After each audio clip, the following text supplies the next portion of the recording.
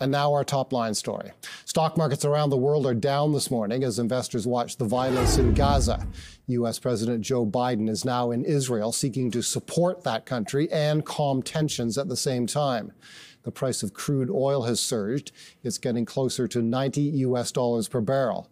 Iran has called for an oil embargo against Israel, and oil traders believe direct participation by Iran in the military conflict engulfing Gaza could send oil prices soaring higher.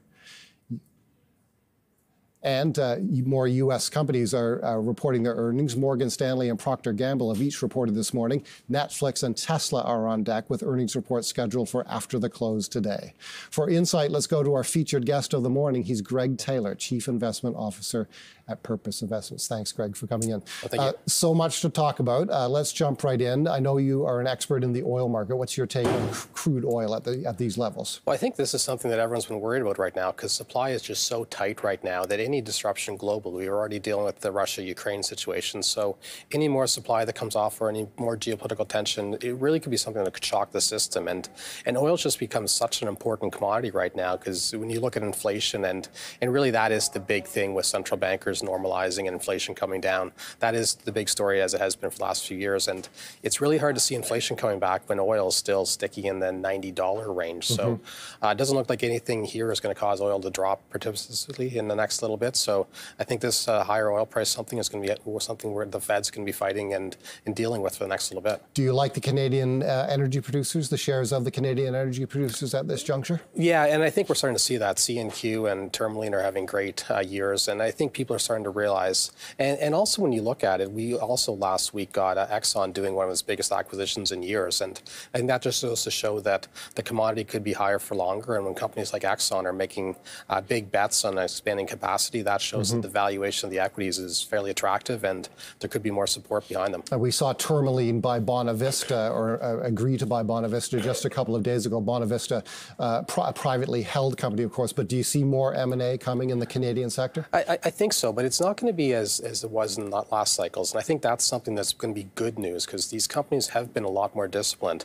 They're not doing as wild an exploration programs as they were before. They're not doing big speculative acquisitions. But what they're doing is they're buying accretive producing barrels. And I think that goes to show that these big companies that are being disciplined are going to be with us for a while and huge cash flow machines. Okay, markets more broadly, seasonality. Do you expect a rally in the final quarter of the year? Well, we'll see. Certainly seasonality is playing out this year. Everyone heading into the August, September, October period was waiting for volatility, and we've definitely got it with a fairly big sell-off in September and more headlines recently with the VIX getting back to the 20 range. But also seasonality is you then normally set up once you're through that for a run into year end. So it does feel like we're going to get that potentially again. Sentiment's getting really bearish right now. There's a lot of people that are hiding in cash and not sure what to do. And once we get through this earnings season, hopefully the geopolitical tensions will start to pull back, and that could be setting up for a nice bounce. What is the takeaway from that bearish sentiment and investors hiding in cash, as you say? Well, I think it goes back to going into this year. Everyone was so fearful of recession, and everyone was waiting for earnings to pull back, and there's going to be this big doomsday scenario with earnings dropping 15-20% as margins got squeezed, and we really haven't seen that yet. So a lot of people missed that big bounce to start the year in the first quarter, led by technology, and people have been kind of behind the eight ball ever since. So a lot of people are still defensive, but if things start to turn around, valuations are starting to look a little better, then you could start seeing people take that cash off the sidelines and start come back to the markets. Do you see more market breadth coming? The tech stocks, of course, have dominated the gains this year. Yeah, I do. I think the big cap tech stocks are certainly the new defensives and leadership, and they'll remain so for a while. But it really starts to see some broadening out of the real assets are doing well. Industrials are starting to play a little better.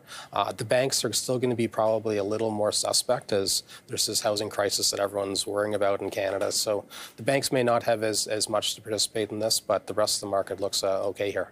That is great.